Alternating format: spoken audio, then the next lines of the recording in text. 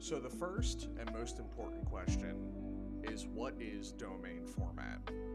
Domain format is a community-created alternative format for Yu-Gi-Oh! It is based on the Deckmaster format, which was derived from the anime when that happened, which had official Konami rules, but was extremely flawed in its execution. And then on top of that, Domain is also very reminiscent of Commander from Magic the Gathering. And how that works is that you have a Deckmaster, and the Deckmaster's attributes, such as its type, its literal attribute, and its archetypes, among other possible things that can come up, create its domain, as in the cards that are within its realm to use. And then you build a 60-card deck of Singleton cards that are based mostly around your Deckmaster, although spell and trap cards are not limited by domain, which allow you to run generic staples in your spell and trap card slots. But then depending on attributes or, whatever typing your creature is, that also gives you access to generic staples of those types as well in your deck. And then, when you put this all together, you've created a domain deck, which is built to be played in a 4-player environment. Multiplayer in Yu-Gi-Oh!, which is mostly unheard of. One of the other catches of this format is that there's no ban list, and while that might seem alarming for people that are, versed to Yu-Gi-Oh! And how it needs a ban list in order to actually have structure, Domain works differently because of the fact that it is multiplayer, and there is so many avenues in which your board can be answered. And so, powerful cards that would normally be restricted are almost necessary in this format. But I'm not necessarily here today to talk just about what Domain is, but I feel like an introduction for it was needed. We, as a community-driven format, have recently reached a point where more attention is coming to it. And so we have all these new people coming into our Discord server, which I believe recently hit like 900 people plus, probably more since then. And so we have all these new people coming in, and they're asking all these important questions. And we have a dedicated section for rulings, which is, it's very important to have that so that discussion can be had about how to play the game when you're brand new, without, flooding a general discussion. But one of our main, I would argue the leader of this format, Jesse, or Yu-Gi-Oh! Commander on YouTube, he put up a bit of a guideline, 6 simple bullets that someone should consider for their deck in domain format. And I wanted to kind of go down that list and talk about those bullets and how it can affect your deck building. Especially when you want to run a certain deck in domain, but you might not realize it doesn't work as good as you thought it would when it works differently in advanced format, in regular constructed Yu-Gi-Oh! But I'm not an expert on every card. I'm not an expert on Yu-Gi-Oh! Itself, let alone my favorite archetype, which is what I'm going to be mostly talking about today, and how I can follow the guidelines of these 6 bullets. But I do have a love for this game, as I would assume most of us do in this community. And so, for those that are new and want to come in and are attempting to build something off of an archetype they love, it is a good idea to still try to follow these guidelines so that when you build your deck, you're not disappointed if it doesn't work as intended. It might need some workarounds in order to work better in a format that just isn't 40-card constructed Yu-Gi-Oh! But for me, which in the Discord I'm known as the Crystal Beast guy, I would not say I'm a true expert on this archetype, on the Crystal Beasts. I would not say that I am a voice that someone should follow for this archetype per se. I feel like I know a good amount about the archetype, and so I can talk about it, but I don't have tournament results to my name to claim that I'm some extremely skilled player with it. However, I have a love for it, and I want to talk about it, so here we are. And so, there's these 6 bullet points, and also a deck list that follows the domain rules. And we're going to talk about the 6 bullet points that Jesse made the other day as a good guideline for new players. Bullet point number 1 is don't worry about building the strongest board possible turn 1. While that might just seem vague because that could apply to anybody, it's important to know what your deck is going to be doing turn 1. Because in regular Yu-Gi-Oh!, turn 1 is where you build the biggest board possible that cannot be answered, and if they don't break it, you win. However, there are 3 other players at the table that have the means to draw an answer to your board if you overextend turn 1. So while in Domain, it could be worth it to overextend, and the 3 players don't have an answer, and you win because your board is too powerful for them to answer. But more than likely, there will be an answer found by one of the 3 players at the table, or by all 3. They target you immediately, they break your board, and then the first person that can attack kills you on the first turn, because you overextended and you're out of resources. But leveraging the use of your resources and going light on turn 1 means that you should make some decent plays, but not overextend, and then therefore blow yourself out and not win the game, or have the means to extend your game beyond turn 1. So a deck should be able to thrive on turn 1 with a decent output and not go too far, which usually means you want a reliable Deckmaster. In my case, Sapphire Pegasus is my Deckmaster of choice. In Crystal Beast, it is the main extender of your deck. It is the one that searches any other Crystal Beast from the deck, or plays it from hand, or plays it from graveyard, which is automatically going into the direction of recursion. You have the ability to get more of your guys, and you have the ability to get them back from the graveyard after they've been destroyed. And because it is on summon on any way possible, this card is triggering whether it is destroyed and sent to the spell and trap card zone, the main gimmick of this deck, or every time it's resummoned from the Deckmaster zone in general. This is a Deckmaster that will always be coming out essentially every turn. While not every deck is built that way, some people build them for a gimmick, and therefore their Deckmaster is thriving on that gimmick. Like, there's a group hug Slifer deck in here, in our group, that is like really funny, but also it does a lot of things. The thing with that deck is that its Deckmaster is Slifer the Sky Dragon. That's not a card that will necessarily be around every turn, but it is built onto that gimmick that they're going for. And some other people just put a boss monster as their Deckmaster. With Crystal Beast, you have a couple different ways you can go, because you can go in the direction of like a hero variant with like Rainbow Neos and things like that, where you go into the alternate side of the deck.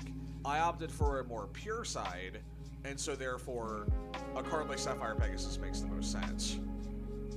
But it allows for a play every turn. You're not dead in the water on every turn. Point number 2. Archetypes that can keep the gas going by looping their own resources back or recur themselves really shine here. While not every archetype is built equally in terms of recursion, if your archetype has the means to extend their game, to get their cards back from grave or even banish, is ideal here in a game where your board will likely be destroyed multiple times. Everybody has access to the same cards, and so generic cards that destroy everything are going to be very common, let alone archetypal based destruction, bounce, exile, banish, etc. The many things that will affect your board state with all of the interaction possible in a 4-player pod. If your archetype can maintain the ability to get its cards back, or has room to run cards that get your cards back, then you're set up for success by being able to get your stuff back. In the case of Crystal Beasts, like I said, the Deckmaster can get cards back from the graveyard. On the adverse, the advanced Crystal Beasts, the dark versions of the creatures, The advanced version of Sapphire Pegasus can also get them back from Banish, which is pretty good. Slow but steady means of getting creatures out of Banish, especially when they are banished in mass by the boss monsters of this deck, the fusion variants of Rainbow Dragon. The ability to get those cards back is a means of maintaining board presence in this game, let alone other uses of cards that get them back from the graveyard, or shuffle them back into the deck, like with the pots that we run in the deck, or the Jar of Avarice, which also shovels cards in. There is a means of recursion that best fits this deck without flooding it with too many cards that don't match the identity of what this deck is going for. It's important to know what your deck's identity is, what your archetype is about, and whether it can function in a game where it is only running on one copy of each card, and the means to recur those cards if possible so that you're not just stranded with nothing to do during your turn. Point number 3. Cards that can get multiple uses are great. The example that Jesse used was for Titanocyter or Scrap Iron Scarecrow, cards that can be triggered on multiple times per turn in order to get massive benefits. With Scrap Iron Scarecrow, it would be the ability to effectively nullify a combat multiple times on each individual turn that comes around until it's back to you. While not every deck is able to use multiple use cards, it is a good idea to try to use them if possible. In my case, I probably need to go back to the drawing board with Crystal Beast and look for a means of more consistent repeated uses. However, this deck does have the means of mitigating damage done through the use of the field spell Advanced Dark, which will allow me to mitigate damage being taken while my cards are destroyed. This is a good way of repeated use of being attacked by multiple players, let alone multiple monsters of the same player, that allow me to stay in the game and not die by damage. It is a good idea to try and consider generic cards or even archetypal cards that can be used multiple times. That way their value, while in a regular game would only be once because of there's one other player beside you, to multiple times because there are 3 other opponents at this table. Point number 4. You do want good removal. Dark Hole, Torrential Tribute are better than Raigeki, and also play any kaijus that you can. If your deck has the means to play a kaiju or multiple, you should be playing kaijus. I should be playing kaijus. Looking at my list, I should be playing kaijus. I should be playing the wind, the bug kaiju, and using that as a means of stopping powerful boss monsters. Removal is important. Using Raigeki is not a bad idea. If there is only one board that is a legitimate problem, Raigeki is still good. But massive removal, Torrential Tribute, Dark Hole, these are cards that are much more purposeful in a multiplayer game and have been errated to work in multiplayer games because this format is based on 4-player environments. Cards that should affect multiple people now affect multiple people. The wording of cards is important for these erratas, but your deck should be able to have room for generic removal that needs to be in your deck, let alone archetypal removal that whatever your deck does that is its style of removal. The Crystal Beast style of removal is bouncing. Often we destroy our own cards but bounce the opponent's cards, either to deck, extra deck, or hand, which is some of the best way to remove a card in the game because it doesn't destroy, it usually doesn't target, and therefore sending them back can be a huge waste of resources because they're not going to be able to get them back as easily because they'll have to research the card or they'll have to recreate it with their materials to put it back out from the extra deck. Stuff like that is important to think of when what does your deck do, what style of removal or interaction does it have, and what room do you have for generic cards that want to destroy or bounce or whatever you're aiming for. This goes also for removal of back row, cards like Giant Trunade, Harpy's Feather Duster, whatever your archetype can do. Generic cards, Heavy Storm. These are cards that you should be considering. That way it's not just about the monsters on board, it is also about cards that destroy the back row if your opponent is using a back row heavy deck. This is a back row heavy deck. In terms of the Crystal Beasts, when destroyed, go to the spell and trap card zone, and then therefore can be re-brought out as part of their recursion through special summoning by Carbuncle or spells that bring them up from the back row. This is important because certain cards of my deck are a priority to destroy if they're in the back row. So back row interaction is important as well, not just monster destruction. Point number 5. Conversely, since everyone is running Dark Hole or other board wipes, protection from board wipes can keep your board presence. Things like Starlight Road or Dark Sacrifice are good. The ability to protect your board from destruction is important. How does your deck respond from being destroyed? How does your deck bounce back from your board being taken out? What does it do? Does it float? Does it have graveyard effects? Is there something in your deck that protects your board? Not every archetype can do this, and so there is a good idea of running generic cards that can protect your board. In terms of the Crystal Beast, there is not a lot of protection per se. There is the means to interact by bouncing and then taking the cards off the board into your hand in order to regain them for future turns. This can be done in response to destruction effects. So there is the means of sort of bouncing your own cards as a means of protecting them from destruction if you don't want them blown up. Otherwise, the Crystal Beast archetype isn't necessarily well suited for protecting itself from destruction. However, its boss monsters are quick effects that can respond to anything, and in turn, just board wipe themselves. So if a person is aiming for destruction, you can opt for the boss monsters, the Rainbow Overdragon or Overdrive, and instead just shuffle everything in. And then with Overdrive's case, after you use its ability, you get all the Crystal Beasts back from exile, which is a means of responding to a board wipe and coming off stronger than everybody else. A board of 5 monsters is a good way after a board wipe, especially if it's going into your turn after, of just outright killing somebody by damage, which is a alternate option in this deck to win, is through attrition and then getting your Crystal Beast back on board to an empty board state where you can freely swing at them for good damage.